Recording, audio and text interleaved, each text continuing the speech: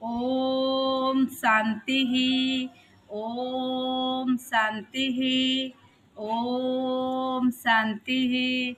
बाबा ही प्रतिदिन पिलामानंकु पचारुछंती शिव बाबांग पई एपरी कुहाजिबो नाही। आत्मार रचयिता आत्मार रचयिता आत्मा माने तो अनादि बाबा मध्य अनादि। एही समय रे बाबा एवं दादा दुई जण अछंती जे कि पिलामानंकु पालना देउछंती। केते संतान अछंती जेउमानंकु पालना देबाकू पड़िथाए। जण जणकर हिसाब रखिबाकू पड़िथाए।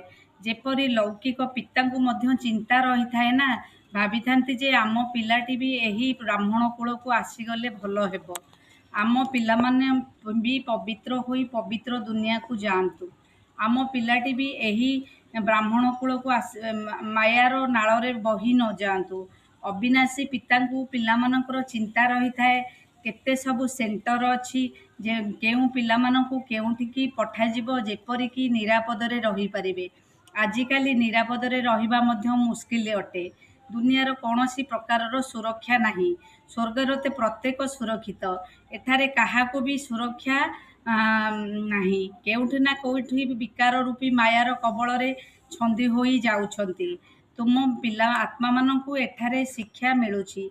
सत्यर संग मध्य एहिठारे हेउछि। एहिठारे ही दुखदाम को पारी करी सुखदाम को जीवाको हेबो। काहेकि ना एबे पिलामाने जानिगले जे दुखदाम कौन सुखदाम कौन। वास्तव रे एहा एबे दुखदाम अटे। आमे बहुत पाप करिछु एवं सेठारे पुण्य आत्मा माने ही रहिथांती।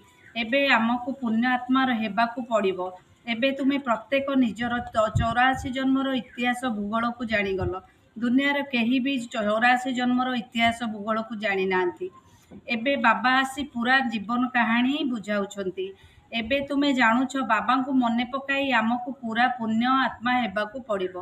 अवहेला करिबा कारणरू एइथरे ही बहुत धोखा खाइतांती। बाबा कहउछंती जे एही समय रे अवहेला करिबा भल नुहे। श्रीमत पालन करिबा उचित।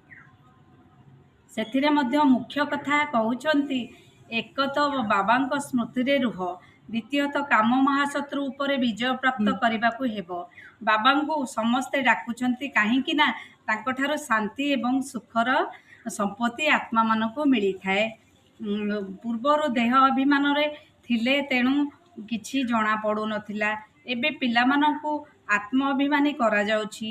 ନୂଆମାନଙ୍କୁ ପ୍ରଥମ ଲୌକିକ ଏବଂ ଦ୍ୱିତୀୟରେ ପାରଲୌକିକର ବାବାଙ୍କ ପରିଚୟ ଦିଅ। ଅବିନାଶୀ ବାବାଙ୍କ ଠାରୁ ସ୍ୱର୍ଗର ଏବଂ ଲୌକିକ ପିତାଙ୍କ ଠାରୁ ନର୍କର ଭାଗ୍ୟ ପ୍ରାପ୍ତି ହୁଅ। ପୁତ୍ର ସାବାଳକ ହେଲେ ସମ୍ପତ୍ତି